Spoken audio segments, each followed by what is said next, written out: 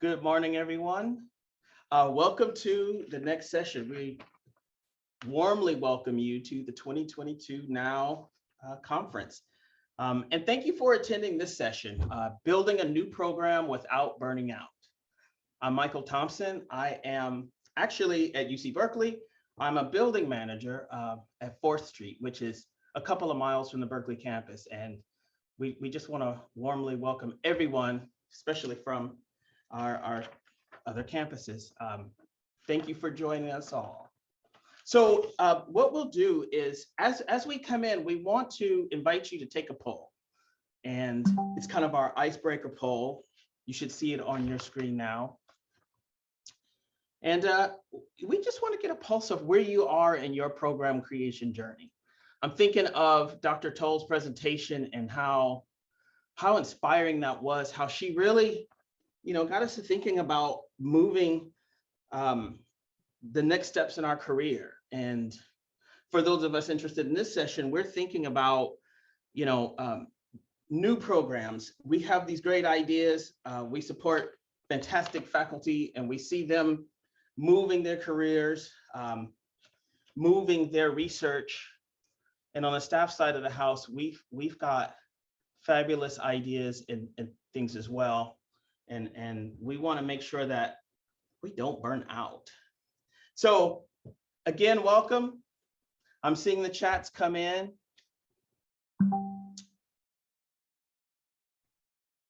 Yes.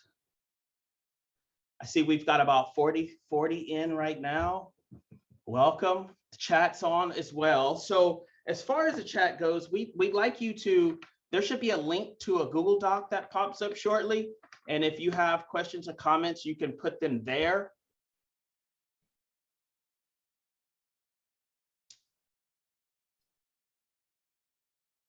So looking at the chat, I'm seeing about equal number of folks are flushing out ideas and in action.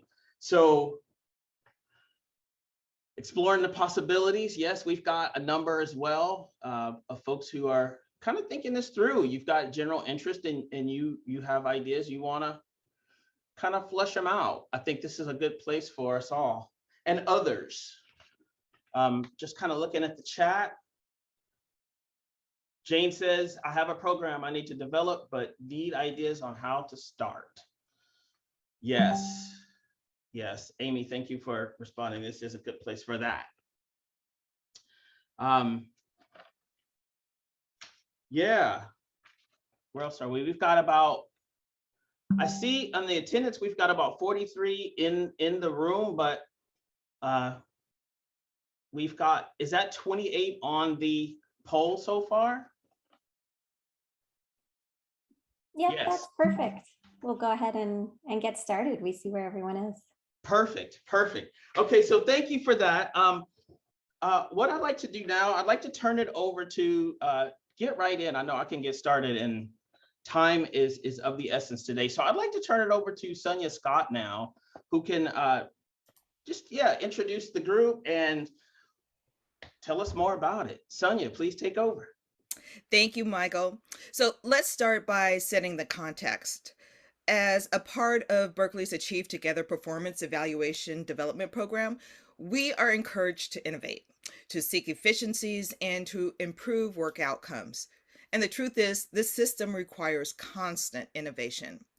So these past years have drawn together greater attention to the many areas where we could be doing better to meet the needs of populations we serve, especially in the context of these times. And designing new programs is one way to innovate. If you're new to program designing, we hope that this presentation will help you find pathways and avoid pitfalls. If you're seasoned, like me, then we hope that this may offer some new insights in your experience, as well as validate some challenges that you may have faced. Regardless of if you're new or seasoned or anywhere in between, we invite you to gather around our campfire to learn from our experience and to share yours. And if you're coming in with ideas that you might want to create, we invite you to grab a stick and a marshmallow and use this presentation to workshop those ideas. Michael? Thank you, Sonya. That was fantastic intro. So I'd like to get right into the questions. Everyone, the group has this panel has come up with some fabulous questions. It's going to be a discussion format. I'll ask and we could do a round robin. So I'd like you. Oh, actually, Michael, we're going to go. We have our session outcomes and stuff, and the panel will come up just in about a little bit later. So I'll pass it over to Michelle on the program outcomes. Yeah, absolutely. We do have exciting things coming in today, but we'll start with just an overview of how we're going to get started. So this is our session outcomes. So by the end of this presentation, we hope you'll take away these 3 things that will support you on your journey, which includes elements to consider in your program design process, ways to work with our skills and grow them through the design process, and lastly, insights on how you can stay energized and avoid total burnout. And so these are just what we hope you all to get for today. And this will be the agenda of how we are going to do that. So in our agenda, we are going to meet these outcomes by starting off by introducing who we are and then ask a little bit more about you so we can connect. From there, we'll highlight the design process details. Next, we'll share individual perspectives on growing existing skills and foraging new ones as we create interventions. Then we'll add what we do to stay energized through the design process, and we'll end with key takeaways to help you overcome any challenges you may experience with useful actions and mindsets, followed by questions and answers. And the formats we'll use is a panel discussion similar to what Michael shared earlier. We'll go through a little bit of a Q&A and share just some lists of quick tips and bits for you all to know. So to get started, I'll pass it to my colleague Amy with the next slide. Cool. First, we want to start by introducing ourselves as individuals, and we'll start in the order we joined the team for this round. So I'm Amy Louise Casey Azuma. I use she, her pronouns. Outside of work, I am a very engaged aunt, and I received a beautiful curated mix of emojis as support from my young nieces just before this presentation. I'm a mid-career professional, and my current role is a senior college advisor in the College of Letters and Sciences Office of Undergraduate Advising, where we all work. And as part of that job, I am the sophomore outreach and engagement team lead. This is my first official project lead role in my 8 years on campus. So I'm a newcomer to the complex culture of leading and creating at Berkeley. And yeah, it's really been kind of the bootstrapping phases we'll share with you in this presentation. And other responsibilities in my job include regular old advising, which is amazing. I enjoy the one-on-one and group advising. I've taught the class, I write the newsletter, like there's a lot going on. And I'm also in the arts and humanities advising neighborhood, and I'll pass it to Sonya. Thank you, Amy. I am Sonya Scott. I use she, her pronouns. Outside of LNS, I love to follow my daughter around as she travels to gigs as a professional musician. She's an electric and double bassist who's based out of New Orleans. And actually, this picture of me is me waiting for her in Treme as she was about to perform with trumpeter Kermit Ruffins at his spot there. If you haven't gone, you need to go. It's a fun place. I also spend my free time as a fundraising chair for 2 organizations. One, my sorority that I love, Delta Sigma Theta Sorority Incorporated, and the second as a board member of the Oakland Public Conservatory of Music, which I also love. At Cal, I'm a senior college advisor who has been on campus over 22 years. I know, it doesn't look like it, but I have. And so I'm a mid to late career person. As an LNS advisor, I'm advising students in the arts and humanities departments, and also with student athletes, particular in women's basketball and football special teams. And I'm also the supervisor of the intake advising team. And our 5 team members often are the first persons to talk with students, either at our virtual front desk or in person at our in-person front desk. I'm also one of the satellite advisors through the African American Student Development Office. And my role in this sophomore team was to help build the foundation. And I've also been one of the instructors in our class, the Sophomore Success class. I will pass it to my colleague, Heidi. Thanks, Sonya. Hi, everyone. I'm Heidi, who's she, her pronouns. Outside of work, I love traveling. I'm really big on international travel. I've done some big solo trips on my own. I like dancing, hiking. I dabble in art making in all forms. And professionally, I'm a senior college advisor at LMS, and I'm leading the design of instructional content for Sophomore Rising, which is the 8-week online course for rising sophomores in LNS, and it's part of our Sophomore Success Outreach program. I also co-lead the LNS Advising Communications team and manage our social media accounts. I supervise student communications specialists, and I write and create content for the LNS Advising website. I'm a mid-career professional. I've worked in higher ed, student advising, and student services roles for close to a decade. I worked at UC Berkeley for 6.5 years and at LNS for 4.5 of those. I'm looking for opportunities to continue to grow in my career and develop new skills that are outside of the scope of what we might traditionally see as what an advisor does. At the heart of it, I'm a designer, and I love creating solutions to tricky challenges and cutting through complexity to help people understand things more easily.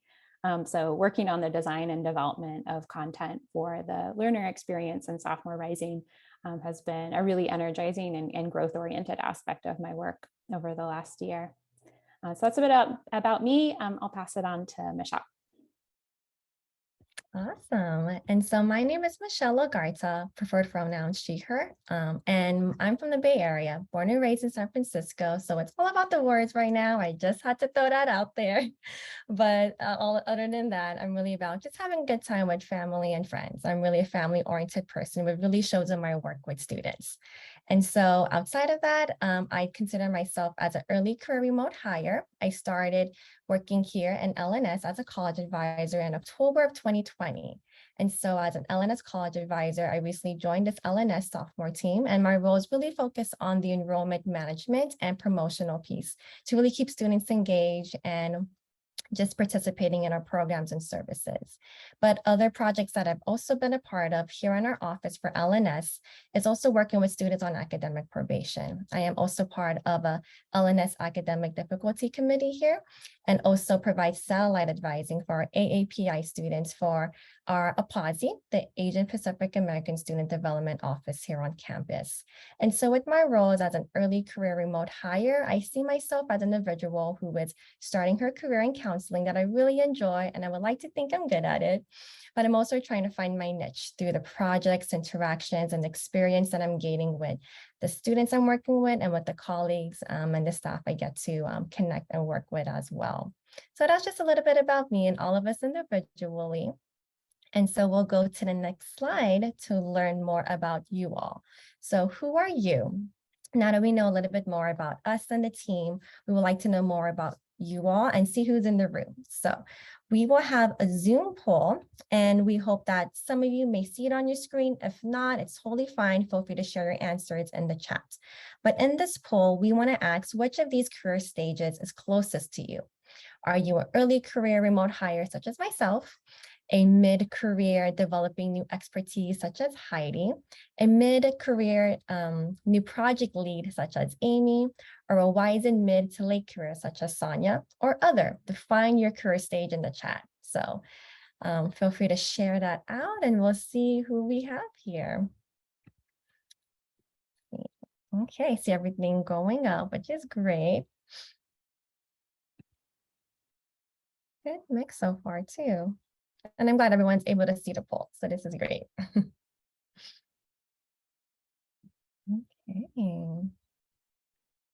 Okay, I see the numbers kind of stable right now. 30 out of 45. So it does look like we have a good range here. A little bit more on the mid-career new project lead with Amy.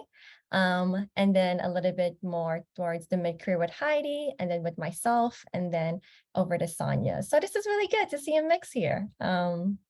And so I would say that, again, we have a little bit of all of our experience to touch on all of these stages to share with you all, but it's really great just hearing who we have here. And so I would say this sounds like this would be, the mix we have. I don't see anything else on the chat. If there's any others that other stages, just in case these didn't resonate, but I'll go ahead and pass it on to Heidi for the next slide. Thanks, Michelle.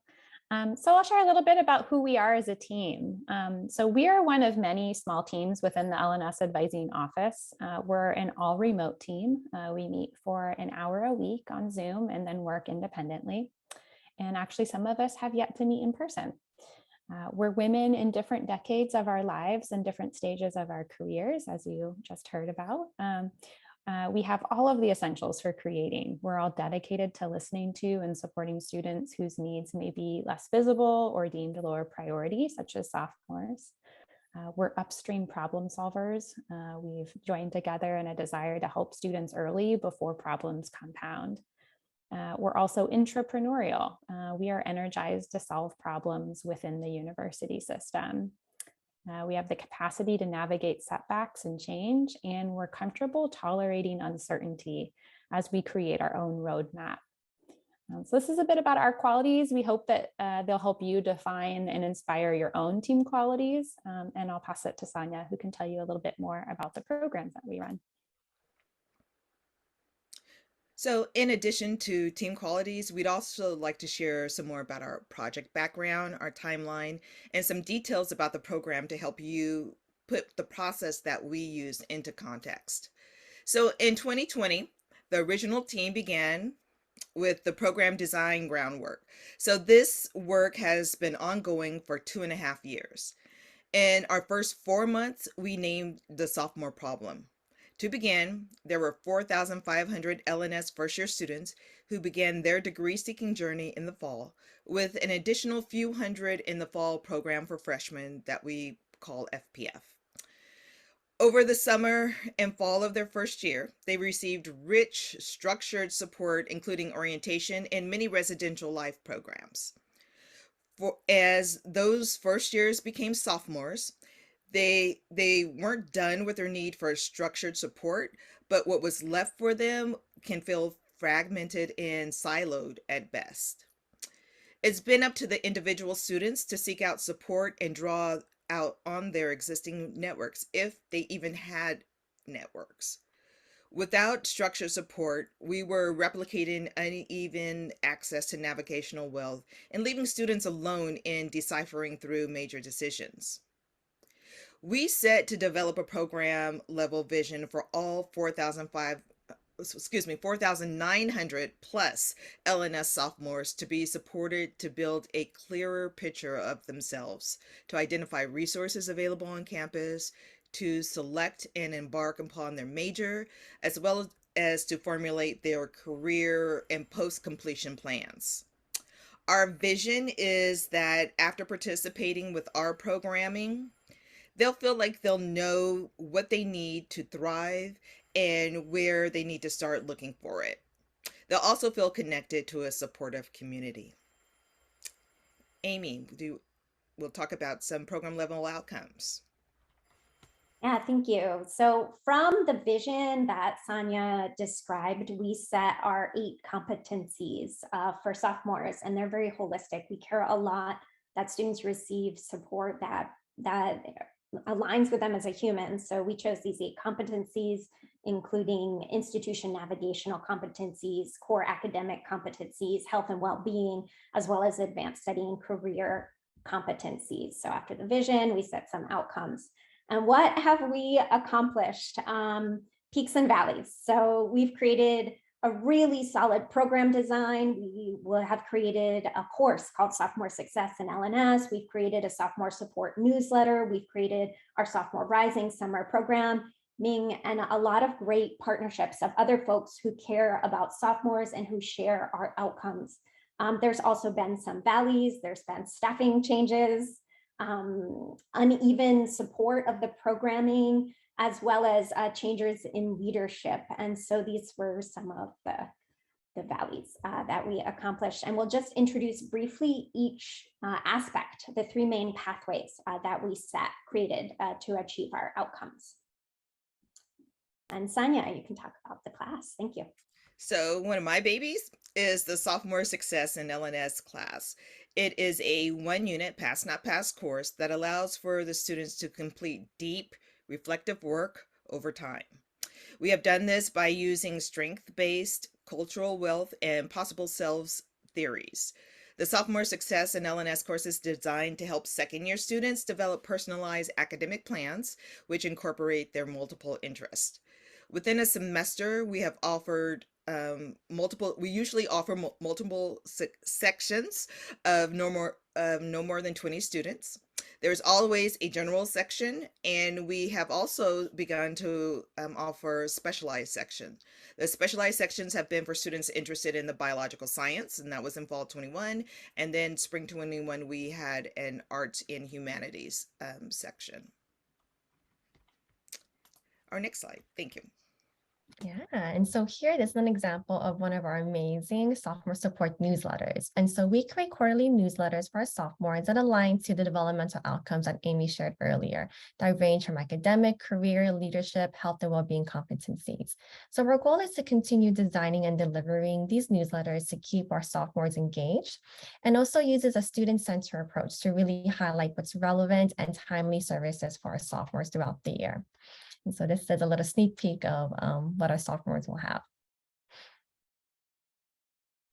All right, and Sophomore Rising is the online summer course. It's a non-credit bearing course that runs during the summer for 8 weeks.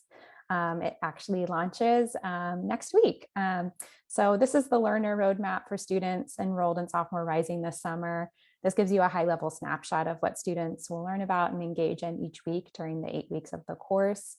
And we've woven together the learning activities and a series of live virtual events this summer to create an online learning experience and a community for sophomores that ties together all of the program level outcomes that Amy mentioned.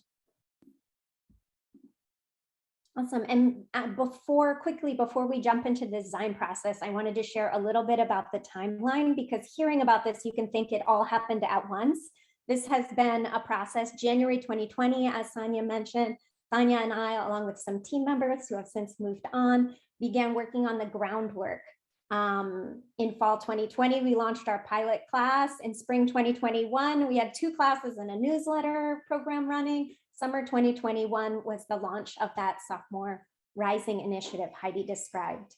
And you can see fall 21, spring 22, summer 22, what we have planned, kind of a mix of things turning on and off in our programming. So we kind of cycle up and cycle down depending on how many staff we have and what capacities we have. So that I hope helps you see how we've grown and shrunk, which is a key thing we'll talk about towards the end in anti-burnout structures. So the design process we're about to share is iterative. It looks like a list when we share it in a PowerPoint presentation, but we want you to know that it's a living thing where parts are always shifting, because the environment at Berkeley is complex and constantly changing, and successful design work at Berkeley has to be responsive to the environment. And earlier in the chat, I posted a note-taking handout if anyone finds that useful, because there are going to be a lot of steps mentioned. So feel free to use that. So the first stage we'll touch on is the design process groundwork. We'll touch on a few salient aspects that can help you create in Berkeley's complex environment, as well as some aspects that help you design an anti-burnout program from the groundwork up. We won't touch on every stage because that's a long list, but they're included in the handout. So first, organizational context. This is the organizational structure, missions, values, strategic plans, strengths, and weaknesses, both as they are talked about, written about in the office, and also as they are lived, noting with clear seeing any dissonance that there might be in the capacity to live values is going to really help you avoid some pitfalls. So not only on paper, but in real life as they're lived. It may include laws, rules, policies. An example of a context we face is that the sophomore outreach team was started in conjunction with a new office structure. And there was lack of clarity at that time around resources and priorities, which is totally normal with an office restructuring. So that was an early challenge, which we faced and was a key part of our design process groundwork. So that's that. There's also kind of a stakeholder analysis is really essential to creating in Berkeley's complex environment. Taking a look at groups of people whose level of support will influence your project success. For us, these included the users, sophomores, us as providers of the program, our team members, folks who had influence, and then folks who could allocate resources to our program. An example related to one of our interventions that was really key stakeholder analysis piece for us early on is who has the ability to say if advisors can facilitate a unit-bearing course? Who has the ability to grant funds for our student outreach and marketing, and how is budget going to work? So those are some key aspects. An anti-burnout piece of design is to really include in your groundwork the individual team members' strengths, skills, goals, and capacities. So you'll get a lot of examples of this in the panel portion that Michael referred to, but including what energizes folks and avoiding what drain folks in your plan will be essential to creating, like increasing the likelihood that the program that you design is going to work for the members that will be delivering it, in addition to the students, in addition to those who you're serving. And it's really an essential practice. Other aspects of the stage include researching theoretical foundations, best practices, and benchmarking. And a solid groundwork stage is really going to set you up for building a good framework on top of it. And I'll pass it to Sonya to talk about framework. Thank you. So the framework is derived from and made steady by all the groundwork that took place. As you can see from the slide, the framework consists of a strategic plan, intervention level goals and objectives, theory of change and rationale, partnerships, a staffing plan, and curriculum or content. I like to highlight three important aspects of the framework. The first is the strategic plan, which is a necessity. It basically outlines how you're going to move towards your vision in a way that's aligned to your values and how it uses your resources. The plan includes the program vision, which is a statement of the inspiring ideal future that will occur if your work is successful. Then there's the values that are the guiding principles that will help you make decisions. These should align with the larger organizational vision, values, and strategic plan. So as we shared earlier, it took us 4 months to go through this process.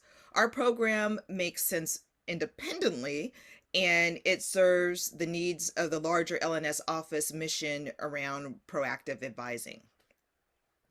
And as the LNS larger office also contributes to our program, it coordinates resources and enhances the functions. So for example, there are other teams and like our peer advisors and our graduate student mentors who are coordinated by the larger LNS office, but they also collaborate with our team. For example, the graduate student mentors teach a component in the sophomore success in LNS class on engaging staff instructors and mentors for support at UC Berkeley. So with this type of alignment, you should get a stable, resilient, and efficient programs. The next part of the framework includes intervention level goals and objectives. The interventions match the ways in which people currently think about and address the selected problems. Each intervention has its own goals, and it serves the sophomore project level outcomes, and each program also supports each other. For example, the sophomores who completed the first sophomore success in LNS course were invited to contribute to the sophomore newsletter that Michelle spoke about. And our goal is that in the future summer, they're able to serve as a sophomore summer mentor in our sophomore rising summer program. So the final portion that I want to highlight is the theory of change and rationale. Theories of change are how outcomes are expected to lead to a specific development change. And this is connected with our evaluation component, which will be talked about in the next stage. Next slide, please. did it. Thank you. Cool. Thanks so much, Sonya. I really appreciated how you highlighted sort of the systems thinking element, like how everything builds on each other and is interconnected. We're not designing in a vacuum at all. So there are so many design process details to be worked out in an iterative way.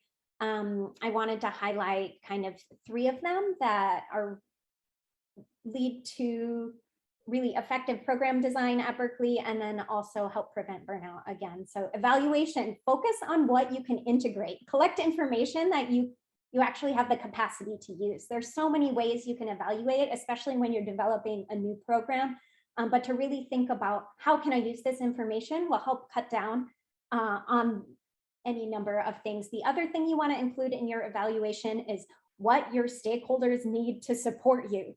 Is it stories? Is it more data? Is it a mix? Do you need to make sure you're getting some really powerful student quotes so you can go on and enroll students again the next semester? So think about what you need, what folks need to support you, what you can integrate, and what you need to keep things going as well.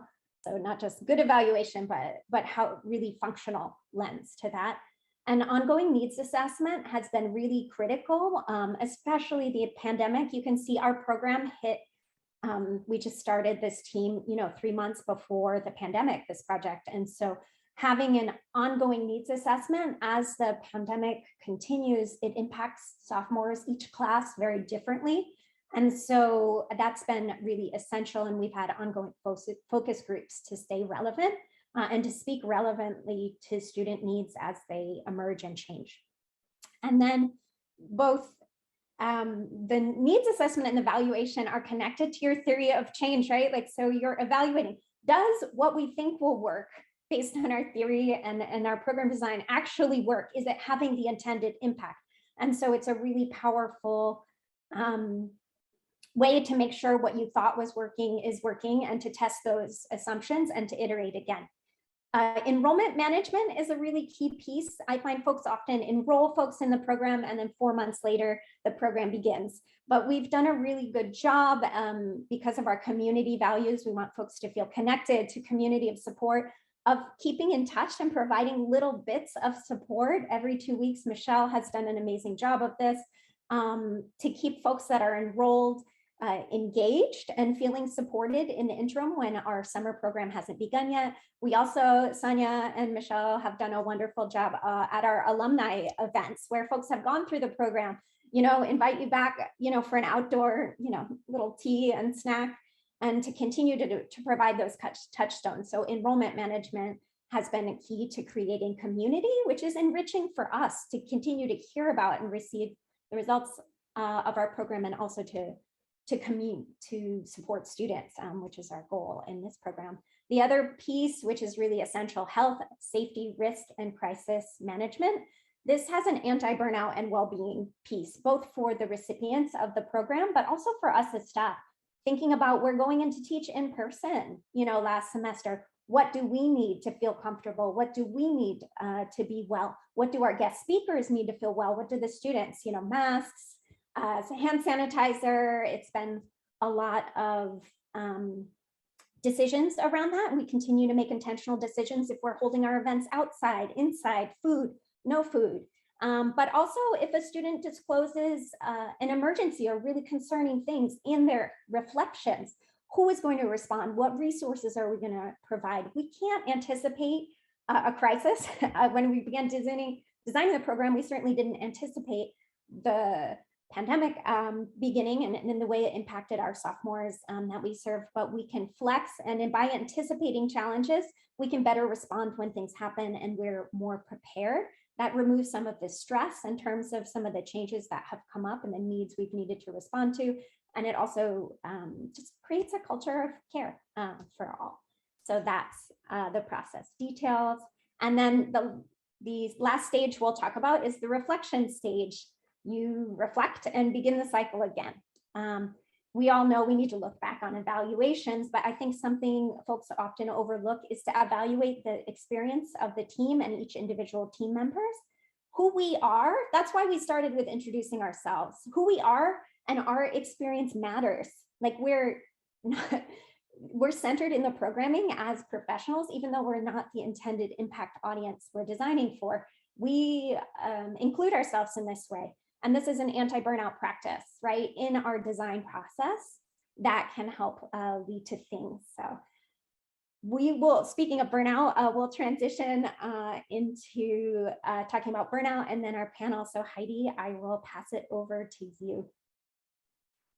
Thanks, Amy. Yeah, so we're doing a little burnout check here. So someone on the internet left this little pearl of humor, and we felt like it just really captured the essence of 2022. I'll read it out to you. So writing emails in 2022 is like, hi, so-and-so, how's the burnout going? I hope less burny.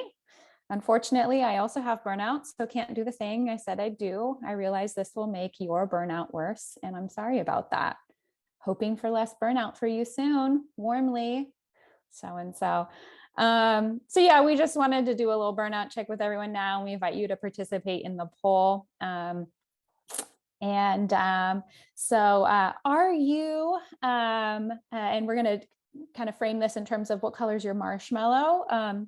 Are you fresh and energized like a soft, plump, pillowy marshmallow? Are you slightly toasted, feeling the warmth, but still have a good amount of energy left in you? Are you feeling less burny? Your marshmallow has maybe caught fire, but you still have some time to blow it out. Or are you fully charred, which would represent just full burnout there? So I'll just give you a moment to put in your responses there.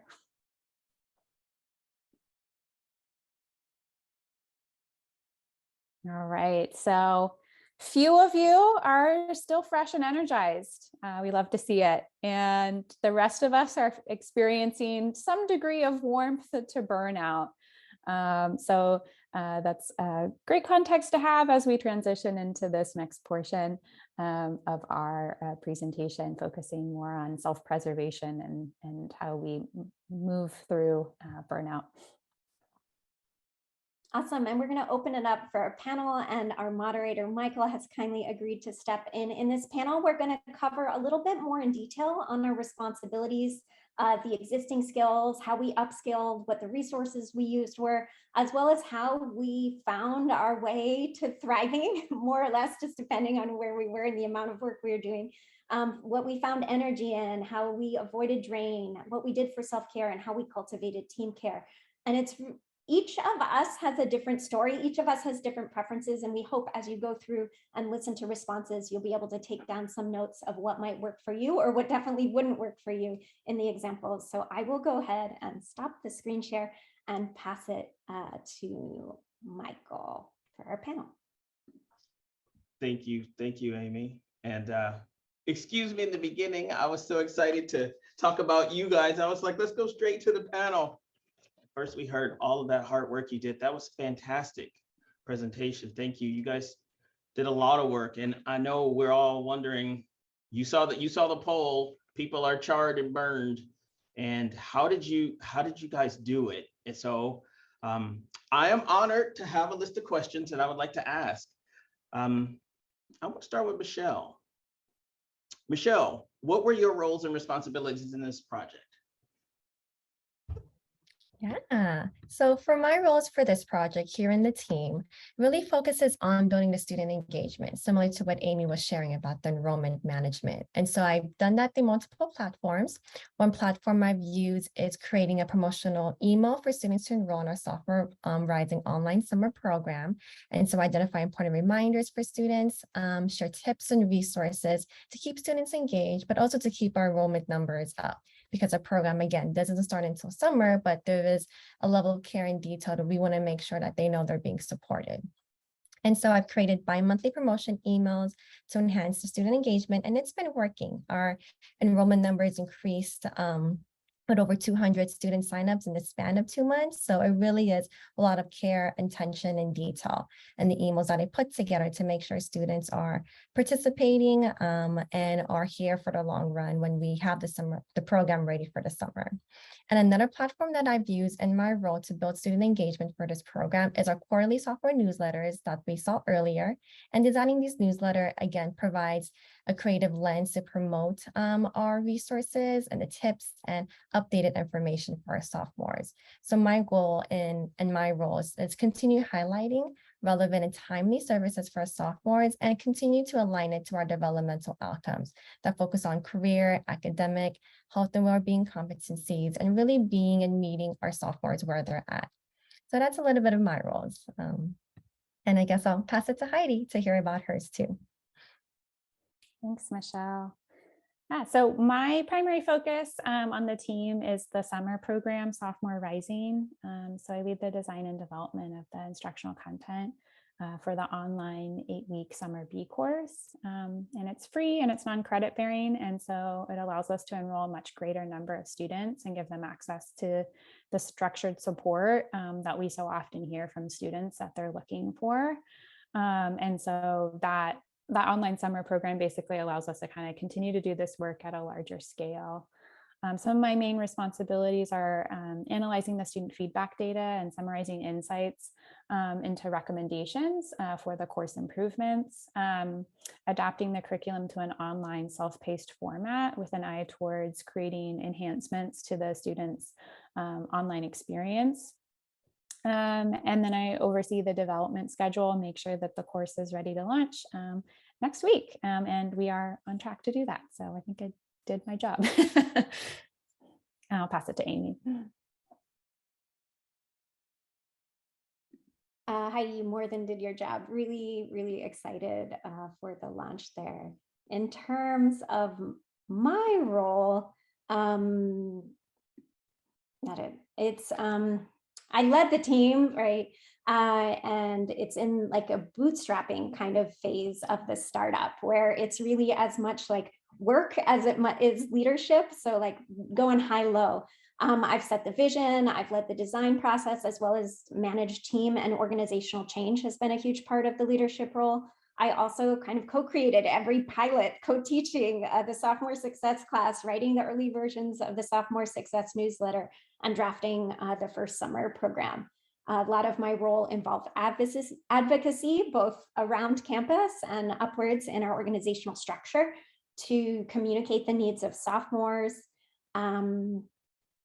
And it's, a lot of it has been establishing program goals, determining priorities, setting deadlines, and monitoring everything throughout the academic year, because we have a lot of moving pieces and a very small amount of actual human time that's allotted to achieving them. And I will pass it to Sonya, who has been a co-founder, co-bootstrapper. So go ahead, Sonya. So Amy calls me co-founder, so I'll take it.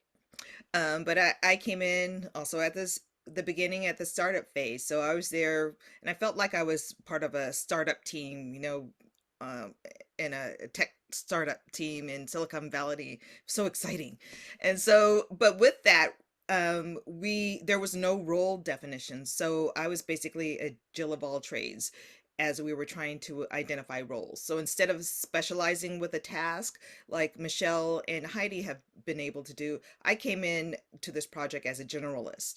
And I found that flexibility is the key when forming a new project, and that it's important to be open to taking on new, sometimes multiple roles at any given moment. And so my contribution has been the expansion of the sophomore success course that includes creating the syllabus, evaluating, teaching the course for 3 semesters, twice in the general session and once in the arts and humanities specific section. And now, as I've been in this role for a while, my teaching role is starting to change and morph into becoming more of a teacher, trainer, mentor, as I'm training more advisors to become teachers in the sophomore success program.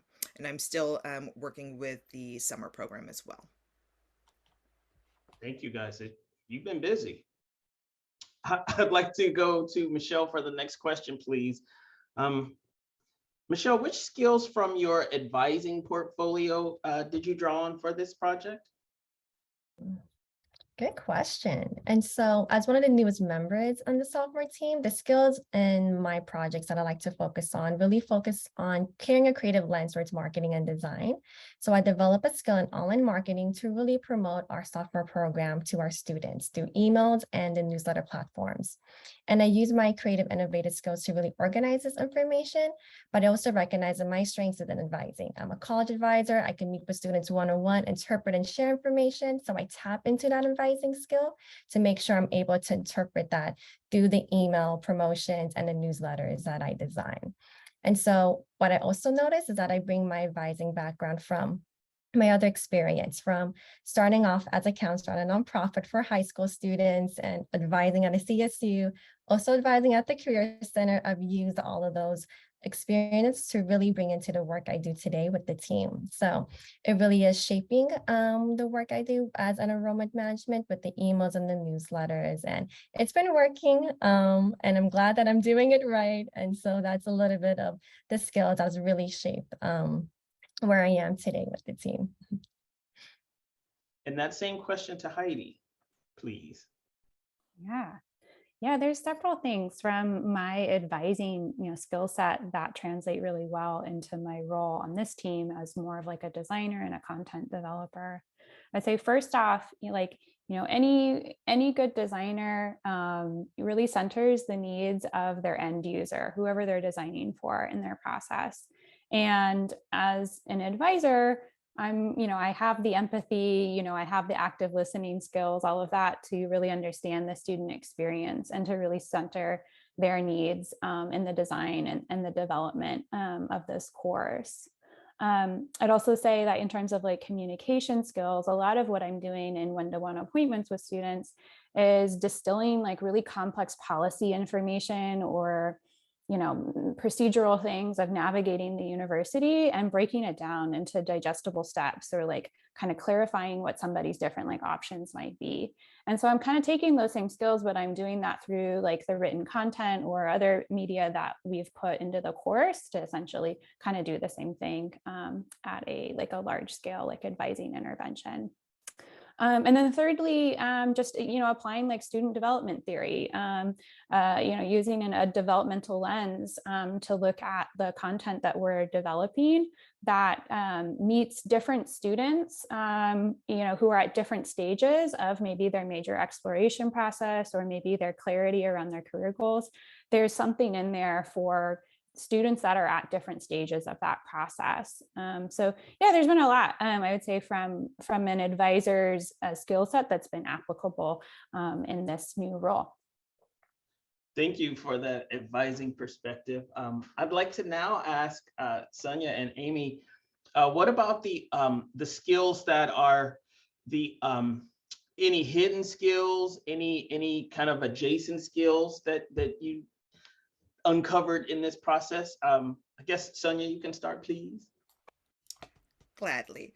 So working with this super creative team, I've found that adaptability is really important if you're in the forming stages of a project. As I said earlier, flexibility. As a long timer in this project, I understood going in that this would be a fluid process with a lot of change or modification, redirection, and trying things to see whether or not they work. And so it was necessary for me to understand understand my breaking point so that I didn't take on too much, because there would be a lot to take on with this project. And I knew that. So there were times when I had to work with a team to prioritize which tasks were most important to do and what could be put on a back burner until we were able to add more staff to the project. And this is how we sort of moved into becoming generalists to more specific task oriented based for this project for Team Sophomore. So as an advisor, like Michelle said, I'm usually working one-on-one with a student to be empathetic, a communicator, very observant, and a great listener. And so having the opportunity to teach the class, or as I think of it, sometimes group advising, meant that I had to motivate students to participate in the class sessions and And it was important to hone in on my coaching skills, my developmental advising practices, and mentoring skills to engage the students in the class. And with the nature of this type of class being small and intimate, and there was a lot of personal information that was divulged, not only by the students, but also by myself. And so trust was very important as I bonded with the students in the class, and we truly bonded. So so I was able to bring much more of my cultural and navigational wealth to this class, and connecting students to networks that were part of my different communities that I'm involved with, either at Cal or outside of Cal. Thank you. And Amy, same question. Yeah, those adjacent or hidden skills that you brought into this process. Thanks, Michael, and thanks, Sonya, for getting us started on this one. I think everything about who you are and what background you bring kind of has a magic role in the project. I feel like that there's some kind of unique niches to create, and that's really about like creating a program that works for me. I had a strong background in program design. My graduate degree is in program design, and I had a previous role where I designed programs, different programs, but same process. And I taught in the classroom for a decade earlier on in my career, so that comes into play. And then something about me that I didn't know and I kind of uncovered is I really care about structured support. Like, you're a sophomore, you've tried a bunch of classes. How are you going to get to knowing what you do for your career? How are you going to get to knowing what you do for your degree? I don't believe it happens by magic. I believe there's a structured support process. Of course, each individual is like a little bit different, but my care for that, it's like my princess and the pea moment. Like, I can feel where there's a lack of structured support, even under like 20 mattresses from that kind of fairy tale. The way my brain works is I need a framework to understand things. So that's been a gift to create frameworks for the program, the developmental frameworks we chose. I can set things in context. So that's been a gift. I'm vision oriented. I have the ability to read a bunch of information, a bunch of theory and articles, and work it into kind of a vision and a strategic plan. That's not something that everybody loves doing. And through this process, I'm like, oh, wow, yeah, that's something that actually worked for me. That's a skill I have that I got to highlight or uncover or bring out. Not everyone can see what you see. Not everyone can do what you do. And so that's like a fun part of discovery in a new project. I encourage like intentional kind of reflection on that. And so those were just some of the ways I used kind of hidden parts of myself, unused skills from past careers to create this programming. You guys, thank you for these. This is giving me a lot to think about. Michelle, upskilling. You know, how are you able to upskill any new skills? Like, what resources did you use for that? Yeah, especially with the theme of today and with our conference. Yes, an upskill for me that I would like to highlight is learning how to navigate a marketing platform. And one that I'll use is something called Mailchimp. And I used that for the first time to create our newsletters for our sophomores. And that was a big learning curve for me, to consolidate information and craft it in a way to keep students engaged and supported was really important. Because similar to Amy, I don't have that technical knowledge or design background. So a lot of it was really just resourcing and using my team, and also just trial and error, consistent practice, tutorial videos. But again, a lot of colleague support to really contribute to my growth and development and developing this marketing design skill that I really wanted. So as a remote hire and a new member of the team, I really relied on collaboration and just self-practice to really learn this new tool. And one thing that I saw was the value that I carried as a fresh eye to this team that allowed me to develop these skills in marketing and design and really create that strong student engagement, which is showing in our numbers every time I send out these promotion emails and have those newsletters shared out. So that's a little bit of the upskill that I really want to focus on. Perfect. And that same question for Heidi, please. What skills how did you upskill, and what resources did you use? Yeah.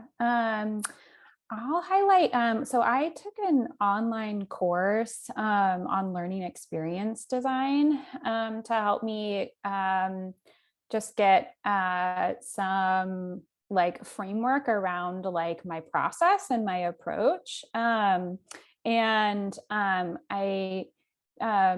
the course that I did, it was like a free thing, and it was actually more tailored towards like instructional design in like a corporate learning and development environment. But I was able to kind of like take like, you know, a lot of learning from that and embed it within my work here on Sophomore Rising. Yeah, it gave me templates. It gave me just like some foundations and where to start and how to work with different stakeholders on a project, how to create a design document for the course, which basically outlines like module by module all of like the learning goals and objectives, and helps you just make sure that the content that you're creating and the experience that you're creating is still coming back to, at the end of the day, like the goals and the outcomes that you want to achieve. It gave me the inspiration to create the course roadmap that we showed earlier in the slide deck. So yeah, that was really essential in my learning and upskilling for this project. I also like read some books, looked up some like project management templates in terms of like helping me create like a development timeline for the project. So I use like a Gantt chart, which is a project management tool. Yeah. Thank you. Lots of tools out there to use. So Sonya, what energizes you about this work, and how are you going to do more of it? Okay, so I have embraced in that I am a natural connector. It's something that really gives me energy and something that I love to do. And this sophomore class is all about connecting and building relationships for the students within the class, for them with staff in our office, with alumni, with staff in other offices on campus. And so my joy and energy have come from watching the growth of students as they have made these connections in the class through the semester and utilize those connections. And as an LNS advisor, we don't really get to see that a lot. And I realized that this is some energy that I had needed in my work. And so I was able to find that through this project. And so helping others with no expectation of anything in return is something that I value. And as I think back to why I have wanted to work so long in advising and connecting, sorry, is definitely a part of that. And it's the reason that the project has aligned with what I'm passionate about. Thank you for that. Yeah, we got to let that sink in for a second. On the flip side of that, this stuff can be draining too. And I'd like to ask Heidi specifically, what about this drains you, and how do you do less of that? Yeah. Well, first I want to start by saying that like by getting to work on this project, that is an energizer for me. I think as an advisor, sometimes something that's hard for me is that we're often reacting to problems. And so getting to, you know, work in like a proactive capacity and design something that kind of gets ahead of some of the challenges we sometimes see students encountering, you know, later on in their junior, senior years, that is energizing in and of itself. But it is a challenge. And I think, you know, most people who work in student services can relate to this of just to juggle, like wearing like multiple hats in their roles. Like we just do so many different things. Like nobody is just an advisor. And I think for me, what's helped with managing that is just like getting clear about like my goals and my interests and checking that I'm investing my time and energy in aspects of my job that are going to help me get to like the next step in my career. Which has meant, you know, choosing not to pursue some opportunities or letting go of some projects or like saying no to some things that have come up in the office. and maybe not necessarily done less of, but like I've noticed how to like use my energy in the most productive ways. So like I kind of realized that for myself, like I really need like deep focus time, like carved out in my mornings to work on my non-advising responsibilities in the office. So creating content or doing some of the communications work that I do for the office, I really need like uninterrupted time. And I've been able to work with my manager so that I can kind of have some days or some chunks of time in my schedule that really allows me to like work like most effectively and most productively, and then kind of save afternoons more for like meetings and appointments and multitasking. Thank you for that. It's hard to keep those boundaries. I appreciate those points. I want to talk about self-care. Michelle, how do you keep your self-care? What do you do? Yeah, it's a good question. And sometimes a hard question when there's always more you want to do, right?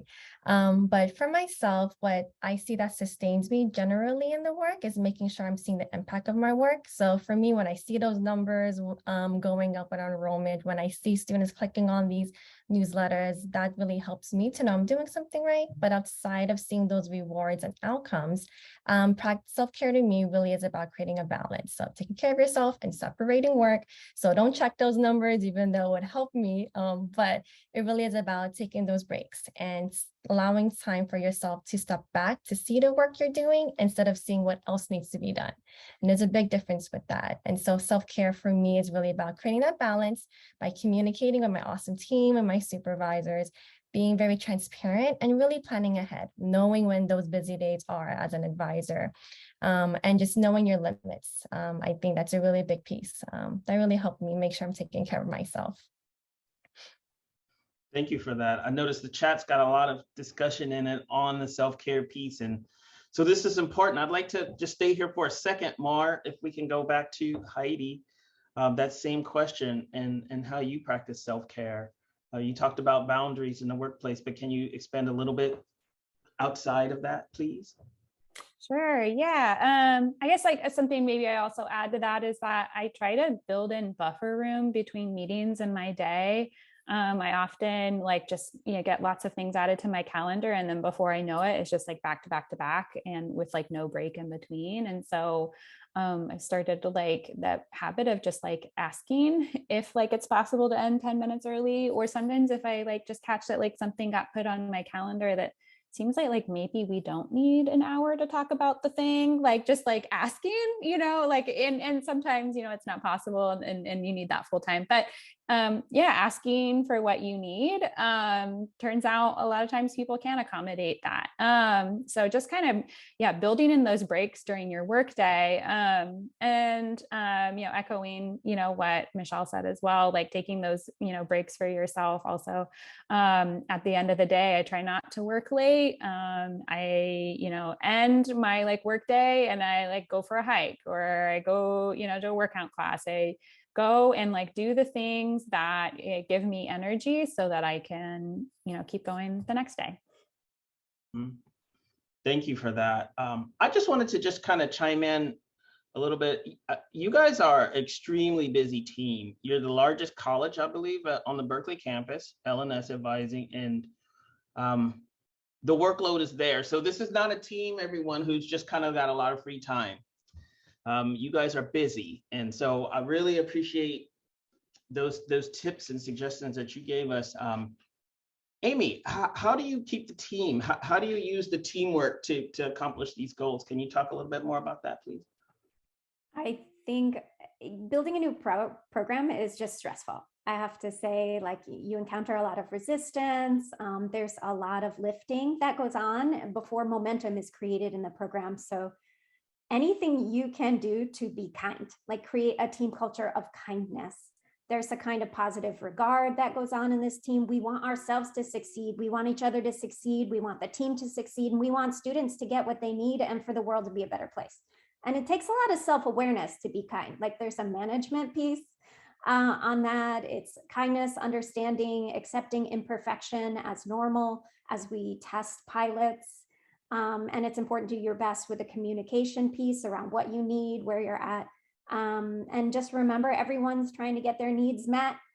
Sometimes it's unskillfully, sometimes it's even harmfully, and we can reset and repair, and that can strengthen our relationships, right? That conflict or a bump is not a problem. It's an opportunity to like create even more strength there as we negotiate these. So I think that having that mindset as a team and discussing that early on can be super helpful. And then we'll just really briefly wrap it up with a short piece of best advice. I want to like 10 seconds if that works for everyone. Sonya, let's kick it off with you. Okay, so I'll go back to my passions. My best advice is identify your passions that are not being fulfilled, and then use the work that you do with a project or any type of project to utilize those passions. It can be work with a certain population, it could be teaching, mentoring, evaluating, analyzing. The ideas are numerous, but go back to remembering your why, and your passion is your purpose. So if you haven't already taken the time to identify your passions, you can do so with the free HR career coaching that we have at Cal, or you can do something like an assessment like Strength Finder or Values Sort. We even did that with our team here. And then once you know what is a great value to you, then you can ask yourself, what do you love and why do you do it? And for me personally, at a time that I felt stagnant in my career and I didn't know my what, where, how, what of my next move, I took the time to revisit my why and my what. And my passions included guiding and developing first generation students and students of color, and especially those in any type of academic distress. And I felt that I had been talking about the lack of programming for sophomore needs in our office for years. And it was something that I continuously continued to talk about. And so I was finally told about that our office was ready to move ahead and begin to investigate programming with sophomores, and I jumped all in. And now my passions are being fulfilled, and that gave me joy and excitement and energy to go a few more years here. So I thank the sophomore team for that. Awesome. And I just want to thank Michael for the moderating, and for the team. I think we'll just pop into some takeaways and conclusion. We have a little bit more to add on that, so feel free to reach out to us personally to hear a little more. And thanks so much for Michael for jumping in there, and to Sonya for the wisdom and taking us home on that piece. Some key takeaways in the last 3 minutes and a conclusion before we move to the Q&A piece. And thanks so much for adding those to the document on my team. Like if you can pre-review those as we go over this, so we'll be ready to answer a few. What we wish we knew before we started on this journey to keep you even more energized. New programs need support, and new teams need support. It's like a newborn stage. Like if you had a new expecting parent thinking like, oh, I'm going to sleep more than I ever have in my life after having this new kid, like that doesn't work like that. So create expectations. One of a great way to anticipate the kind of support you might receive from the environment you're designing in is to take a support history. You're not building a new program in a vacuum. It's in an existing system that has patterns. You can ask influential stakeholders, team members, how do you define support?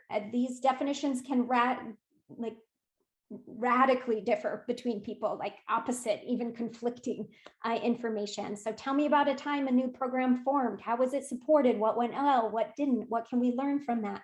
Tell me about a time you as an individual felt supported, and what factors contribute to that. You're going to uncover some gaps in ability to support the program. That's natural.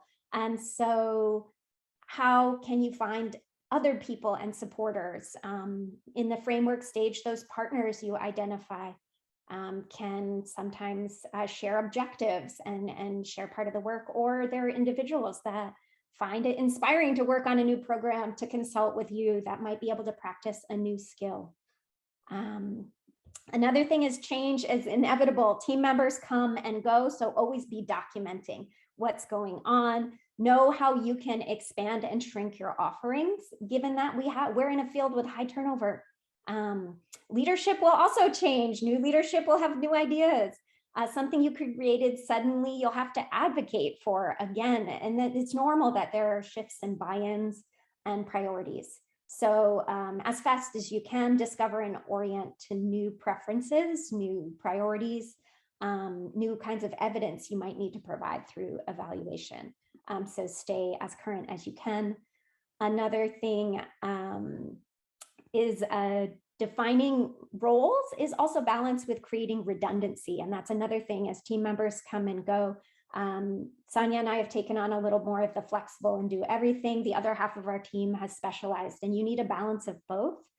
There's a natural tension between efficiency and resiliency, and you have to find balance. And just know, for those taking on more multiple roles or less defined roles, it's a little less emotionally satisfying because you're always doing a little bit of everything and maybe not accomplishing one thing. And so how can you support people that are in more flexible roles, given that they don't have as much clarity, and just to honor contributions there.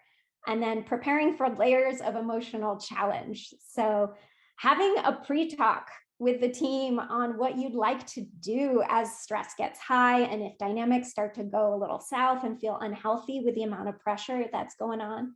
I recommend lining up some increased emotional support for you as a project lead and budgeting for it if needed, if that's something you seek outside of the university framework. We have the Ombuds office, which can really coach you on different ways to work with stakeholders and team members when you're noticing things aren't working well. Employee assistance at UC Berkeley provides counseling, as well as the HR career coaching through UC Berkeley. I used all of it. This program, taking this on at work, was more than my personal network could support me with. Like, I recommend lining up a team. Like, I can't emphasize that enough. I cried professional tears, and there were some like sleepless night, very professional tears. All my crying is professional. And so, resourcing yourself and then sourcing your motivation deep. We really care as a team what sophomores experience. We really care that this transition year happens. Sonya brings so much passion, Heidi, Michelle, like contributing. And when you're contributing from passion and from what you care about, there's a kind of well-being that comes out of that. So those are some of our takeaways. And so we've shared what we did, how we did it, and what we learned. And it took kind of an open will, an open heart, and an open mind to get through this process. And the last thing it requires is a little bit of letting go. While this teamwork represents the best work of my career, in mid-career, it's not new. And we have amazing results in our initial evaluation. The future of the program is uncertain. And since success may not look like increased resources and expanded programs, you have to kind of have some intrinsic definitions and to celebrate those both as a team and as an individual and focus on the factors there. So since innovation is hard, like support yourself, but it's also necessary. And we invite you to go back to your office, change something, grow the initiative. You've already piloted. We hope you can stand on the shoulders of the hard-earned lessons we've shared and take your work to an even higher level and integrate anti-burnout practices in your design. We encourage you to seek out resources that you need to support you and your teammates on the journey in creation. And we also invite you to challenge Berkeley to create even better support resources for innovation so we can go out and do our job and meet the urgent need of staffs and students and faculty at this institution. And we wish you luck, and we'll take 2 or 3 questions. So I'll let my team pick some top questions to answer.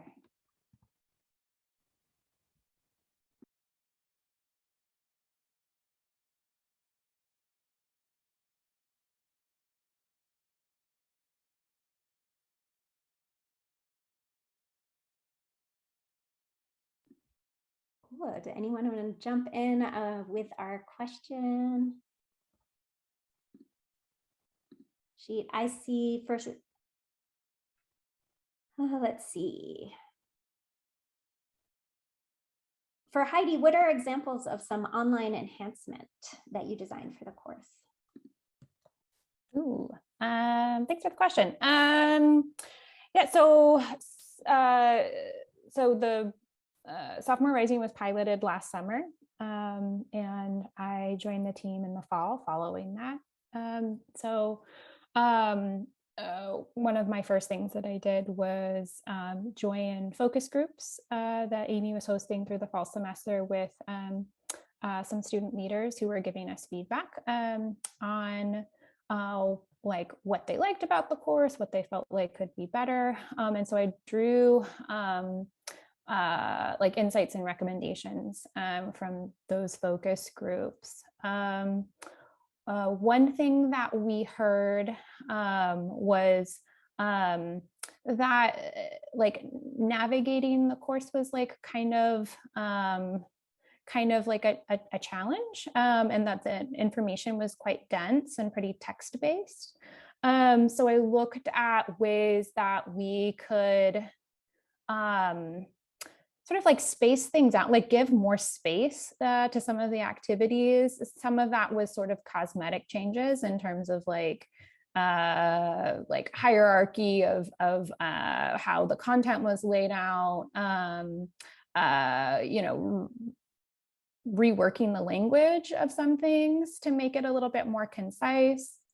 Another thing that we heard was that students were like, please just make it easy for me to like find the thing. Please centralize like all of, you know, the hundreds of resources that are on this campus. Like, I don't want to have to go like looking across multiple websites to find like the thing.